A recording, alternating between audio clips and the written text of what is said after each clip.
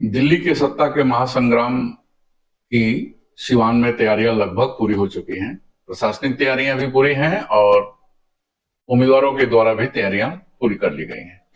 चुनाव प्रचार अब दिखने लगा है। सारे उम्मीदवार ताल ठोक करके मैदान में उतर चुके हैं। वहीं चुनाव आयोग के द्वारा प्रत्याशियों के लिए चुनाव चिन्ह का आवंटन भी किया जा चुका है। महासंग्राम महासंग्राम महासंग्राम महासंग्राम महासंग्राम महासंग्राम महासंग्राम महासंग्राम महासंग्राम। नमस्कार, मैं हूं नवीन सिंह परमार और आप देखना शुरू कर चुके हैं परमार मीडिया का YouTube channel the Siwan dialogue पर हमारा चुनाव से संबंधित विशेष कार्यक्रम सत्ता का महासंग्राम। आज की इस एपिसोड में हम सिवान लोकसभा की वर्तमान स्थिति पर चर्चा करेंगे कि सिवान लोकसभा क्षेत्र में चुनाव की वर्तमान स्थिति क्या है। जैसा कि आप जानते हैं, चुनाव आयोग के द्वारा सिवान लोकसभा में चुनाव लड़ने वाले सभी प्रत्याशियों के लिए चुनाव चिन्ह आवंटित किए जा चुके हैं। अर्थात अब सभी प्रत्याशी अपने अपने चुनाव चिन्ह के साथ क्षेत्र में प्रचार शुरू कर चुके हैं। ऐसे तो सिवान लोकसभा में कुल 13 प्रत्याशी चुनाव लड़ रहे हैं, लेकिन परमार मीडिया ने जो एक आकलन किया है, अपना एक सर्वे किया है, उसके अनुसार 5 प्रत्याशी ऐसे हैं जिनकी चर्चा हम करना चाहेंगे। जी हाँ, सिवान लोकसभा में ऐसे 13 प्रत्याशी चुनाव लड़ रहे हैं, लेकिन हम 5 प्रत्याशी या कहिए कि 6 प्रत्याशी की हम चर्चा कर सकते हैं जो चुनाव में कहीं ना कहीं रहेंगे, जिनकी संख्या रहेगी, जिनको कुछ ना कुछ मत मिलेंगे। 3 प्रत्याशी ऐसे प्रत्याशी हैं जो मुख्य राजनीतिक दलों के प्रतिनिधि हैं, जिसमें राष्ट्रीय जनता दल के प्रत्याशी अवध बिहारी चौधरी जी हैं, जो सिवान विधानसभा से विधायक भी हैं, बिहार सरकार में मंत्री भी रहे हैं, बिहार विधानसभा के अध्यक्ष भी रहे हैं, पहली बार लोकसभा का चुनाव लड़ रहे हैं और राष्ट्रीय जनता दल ने उन्हें अपना प्रत्याशी बनाया है। राष्ट्रीय जनता दल का जो चुनाव चिन्ह है लालटेन, वह उनका चुनाव चिन्ह है। उसी प्रकार से एक दूसरे प्रत्याशी हैं दिलीप कुमार सिंह। जी हाँ, दिलीप कुमार सिंह प्रत्याशी हैं जो बहुजन समाज पार्टी के प्रत्याशी हैं। काफी अनुभवी राजनीतिक कार्यकर्ता हैं, कई लोगों के साथ इनका काम करने का अपना अनुभव रहा है और इस बार ये बहुजन समाज पार्टी के प्रत्याशी के रूप में चुनाव लड़ रहे हैं। और जैसा बहुजन समाज पार्टी का चुनाव चिन्ह है हाथी, यह इनको आवंटित किया जा चुका है। तीसरी उम्मीदवार हैं जनता दल यूनाइटेड। जी हाँ, जदयू के उम्मीदवार हैं विजया लक्ष्मी देवी। वह पहली बार लोकसभा की चुनाव लड़ रही हैं। हालांकि इनके पति सिवान के जाने माने राजनीतिक कार्यकर्ता हैं, कई चुनाव लड़ने का इनको अनुभव है और ये जीरादेई के पूर्व विधायक भी रहे हैं और ये एनडीए गठबंधन की ओर से प्रत्याशी हैं। और जैसा जदयू का चुनाव चिन्ह है तिरछा, ये इनको आवंटित किया जा चुका है। इनके अलावा 3 प्रत्याशी ऐसे हैं जिनकी हम चर्चा करना चाहेंगे। ये तीनों प्रत्याशी निर्दलीय प्रत्याशी हैं। एक प्रत्याशी हैं जीवन यादव जी। जीवन यादव जी यहाँ के सामाजिक कार्यकर्ता हैं। पिछले नगर परिषद के चुनाव के समय से ये राजनीतिक कार्यकर्ता भी हो गए हैं। नगर परिषद के चुनाव में इनकी बड़ी तैयारी थी, लेकिन सीट आरक्षित होने के कारण ये चुनाव नहीं लड़े और इन्होंने अपना प्रत्याशी खड़ा किया और इनका प्रत्याशी नगर परिषद के सभापति पद पर निर्वाचित हुआ। तब से ये राजनीति में यदा कदा सक्रिय दिखाई देते हैं और इस बार ये विधिवत एक राजनेता की तरह ये चुनाव मैदान में हैं, निर्दलीय प्रत्याशी के रूप में हैं। और इस बार चुनाव आयोग ने इन्हें चरपाई छाप, जिसको खटिया कहते हैं हमारे यहाँ की आम भाषा में, खटिया छाप चुनाव चिन्ह इनको मिला है। मैं बता दूं कि चरपाई छाप सिवान के लिए काफी चर्चित चुनाव चिन्ह है। जैसा कि आप सभी जानते हैं कि 2009 में के लोकसभा चुनाव में जब ओम प्रकाश यादव जी निर्दलीय प्रत्याशी के रूप में सांसद बने थे, तो उस समय चरपाई छाप ही इनका चुनाव चिन्ह था। और इस चरपाई छाप ने सिवान में बड़ा ही करामात किया और शहाबुद्दीन के सत्ता को चुनौती ही नहीं दी, बल्कि शहाबुद्दीन को जीते जी परास्त कर दिया। जो सिवान में असंभव माना जाता था, चरपाई छाप ने वो संभव करके दिखाया था। सौभाग्य से यह चुनाव चिन्ह इस बार जीवन यादव जी को मिला है। देखना है कि जीवन यादव जी क्या कमाल कर पाते हैं। उसी प्रकार से दो और प्रत्याशी हैं जिनकी चर्चा हम करना चाहेंगे, और परमार मीडिया का आकलन है कि इन दो प्रत्याशी की चर्चा किए बिना सिवान का यह चुनाव पूर्ण नहीं माना जाएगा। ये दोनों प्रत्याशी हैं, एक प्रकाश मणि तिवारी। जी हाँ, प्रकाश मणि तिवारी ये युवा उम्मीदवार हैं, शिक्षित हैं और काफी दिनों से, लगभग पिछले 1 साल से ये सिवान में रहकर अलग अलग गांवों में घूम करके अपने को स्थापित करने का प्रयास कर रहे थे, युवाओं से संपर्क कर रहे थे। एक विजन लेकर के ये लोगों के पास जा रहे थे कि सिवान का सांसद कैसा होना चाहिए, सिवान में विकास की बात होनी चाहिए।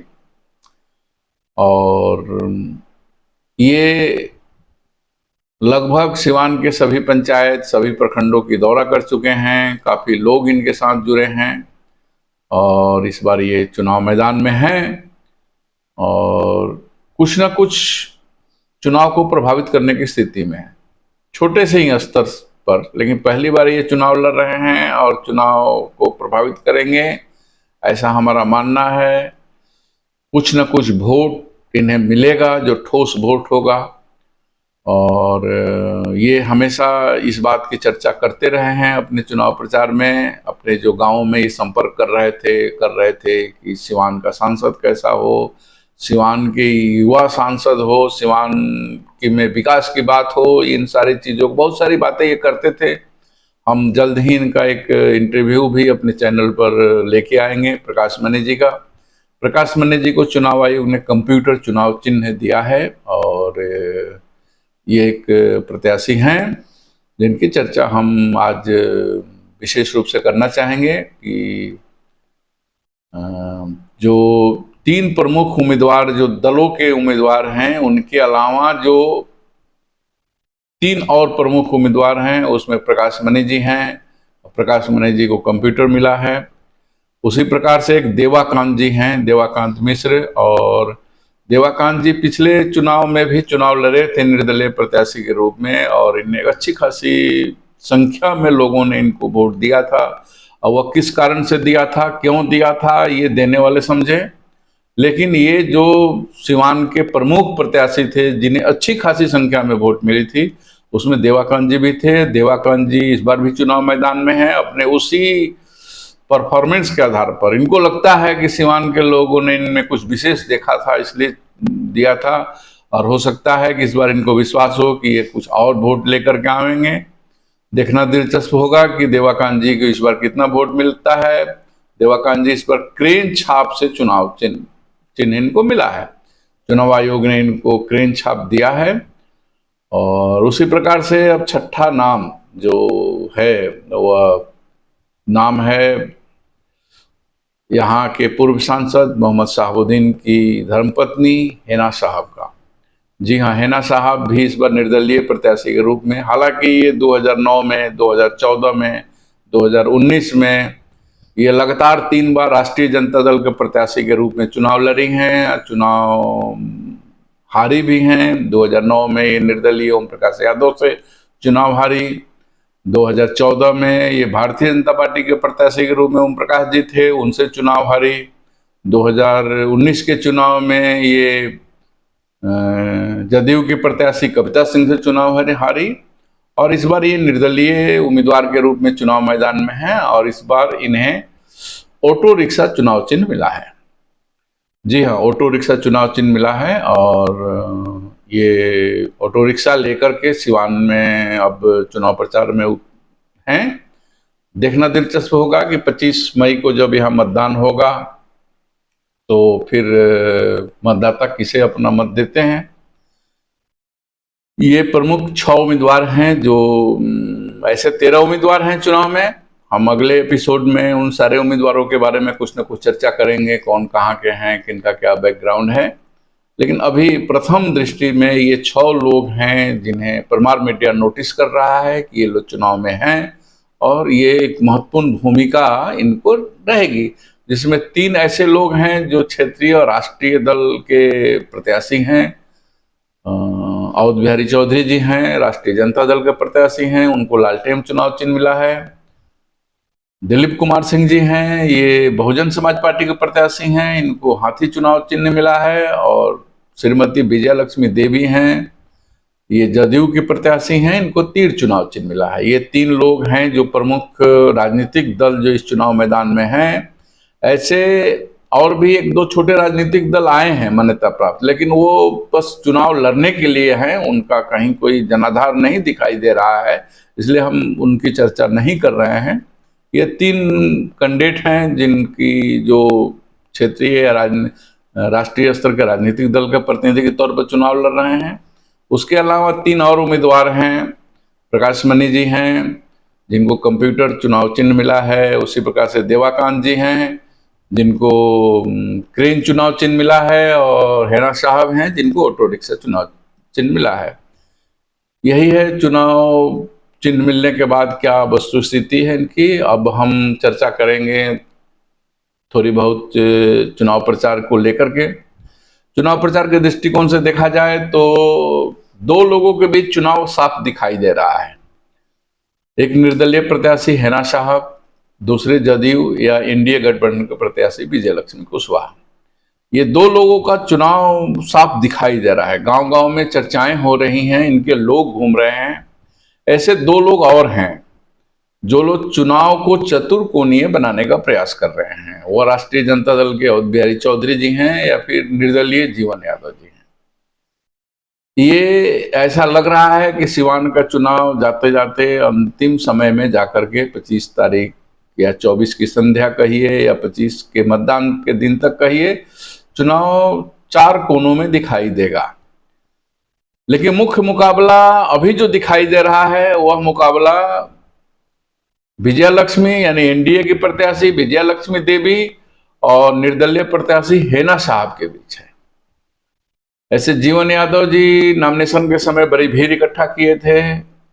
अब वह कहना मुश्किल होगा कि वह जीवन यादव के समर्थक थे कि खेसारी लाल को देखने लोग आए थे, लेकिन एक अच्छी खासी भीड़ इकट्ठा किए थे।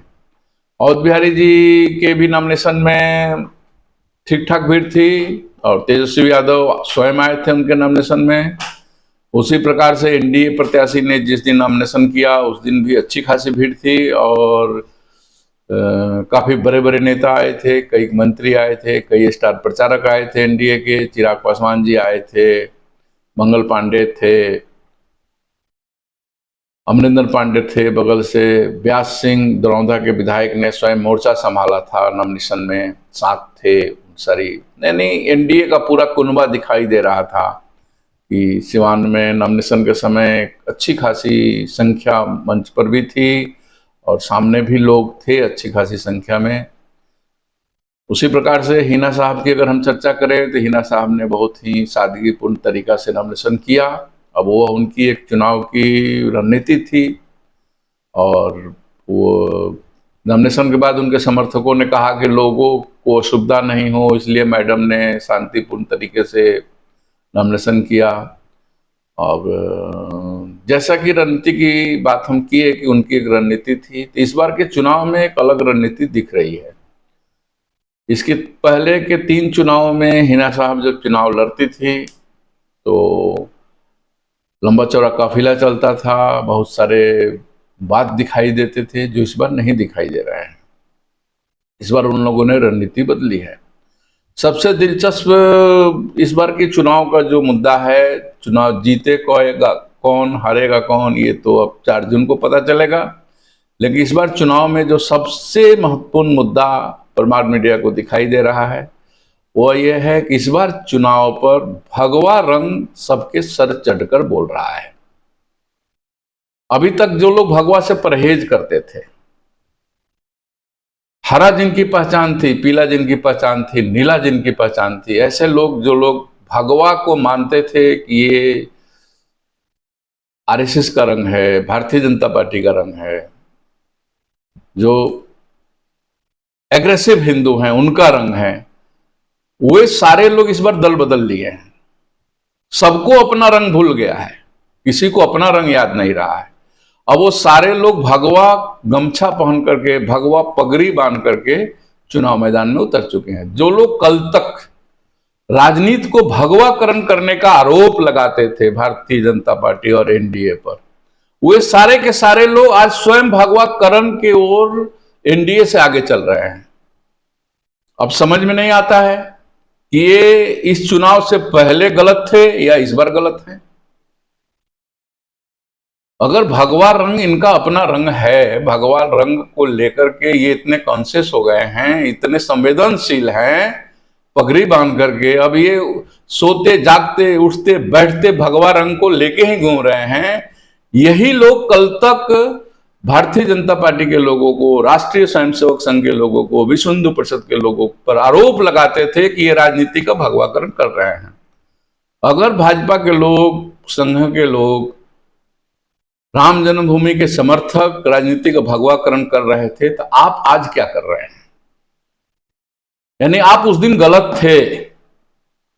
आप जो आरोप लगा रहे थे वो आरोप गलत लगा रहे थे, क्योंकि आज आपने स्वयं भगवा ओढ़ लिया है। सिवान की जनता को यह बात समझनी चाहिए। जो लोग कल तक भगवाकरण का आरोप दूसरे पर लगाते थे, श्री राम लला की बात करने वालों पर भगवाकरण का आरोप लगाते थे, सामान्य नागरिक संहिता की बात करने वालों पर जो लोग भगवाकरण का आरोप लगाते थे, राम जन्मभूमि मंदिर बनाने वालों पर जो लोग भगवाकरण का आरोप लगाते थे, मोदी के नाम लेने वालों पर जो लोग भगवाकरण का आरोप लगाते थे, मोदी के खिलाफ जो लोग वोट मांगते थे, वे लोग आज भगवा गमछा ओढ़ करके, भगवा पगड़ी बांध करके वोट मांग रहे हैं। यानी आपको भी भगवा के शरण में आना पड़ गया। चुनाव जो जीते, चुनाव जो हारे सिवान में, लेकिन सिवान में भगवा चुनाव जीत रहा है। दोनों पक्ष क्या कहिए, चारों के चारों प्रमुख उम्मीदवार भगवाकरण का सहारा ले रहे हैं। कोई कम ले रहा है, कोई ज्यादा ले रहा है, लेकिन भगवाकरण के सहारा सभी लोग ले रहे हैं। खुश होना चाहिए जो लोग भगवा के समर्थक थे सिवान में, उनको, कि उनकी मेहनत रंग लाई। आज स्थिति ये बन गई है कि जो लोग कल तक भगवा के विरोध में साजिश रचते थे, भगवा के खिलाफ में अपनी सारी रणनीति बनाते थे, आज वे सारे के सारे लोग भगवा के शरण में आ चुके हैं। आज बस इतना ही। सिवान में इस सत्ता के महासंग्राम के लिए सिवान में जो प्रत्येक दिन रंग बदल रहे हैं, सिवान की राजनीति रंग बदल रही है, सिवान में बहुत सारी बातें हो रही हैं, उन पर परत दर परत हम नए नए वीडियो लेके आएंगे, कुछ नई बातों को लेकर आएंगे, कुछ नए समीकरण को लेकर के आएंगे, दूसरों से हटके लेके आएंगे। बहुत सारे चैनल, बहुत सारे मीडिया हाउस, अखबार, सब लोग लगे हैं, अपने अपने ढंग से चुनाव की कवरेज को कर रहे हैं, उम्मीदवारों के दौरा दिखा रहे हैं, उम्मीदवार से एक कदम आगे बढ़कर उम्मीदवार की बात कर रहे हैं। सबकी अपनी सोच है, हो सकता है उनके नजर में वही पत्रकारिता हो, लेकिन हमारी नजर में जो बातें हैं वो हम अपने ढंग से रखेंगे। सभी लोग स्वतंत्र हैं अपनी बात रखने के लिए, अपने ढंग से प्रचार करने के लिए, अपने ढंग से बात रखने के लिए। हम भी चर्चा करेंगे। सिवान में प्रत्येक दिन बदल रहे रंगों की चर्चा करेंगे। किस प्रकार से चुनाव के रंग को बदला जा रहा है, किस प्रकार से चुनाव को किस ओर मोड़ा जा रहा है। सिवान का चुनाव बड़ा ही दिलचस्प चुनाव होते जा रहा है। 25 मई आते आते सिवान का चुनाव कई रंगों में बदलेगा। कई समीकरण बनेंगे, कई समीकरण टूटेंगे, कई कई नए नेता आएंगे, कई लोग कई बातें करेंगे। इन सारी बातों पर हम बारी बारी से चर्चा करेंगे। आज के वीडियो में बस इतना ही। आप जहां भी रहिए, मस्त रहिए, स्वस्थ रहिए। अंत में हम इतना एक बार और कहना चाहेंगे, जैसे हम हर बार अपने वीडियो में कहते हैं कि आप किसी भी दल को अपना वोट दें, किसी भी प्रत्याशी को अपना वोट दें, लेकिन 25 मई को मतदान जरूर करें। और मतदान करते समय एक बात का ख्याल जरूर रखिए कि आपका यह वोट भारत का भविष्य तय करने वाला है, सिवान का भविष्य तय करने वाला है। इसलिए वोट सोच समझ कर दें, आपका वोट व्यर्थ न जाए। इन्हीं शब्दों के साथ अंत में जय सिया राम, जय भारत।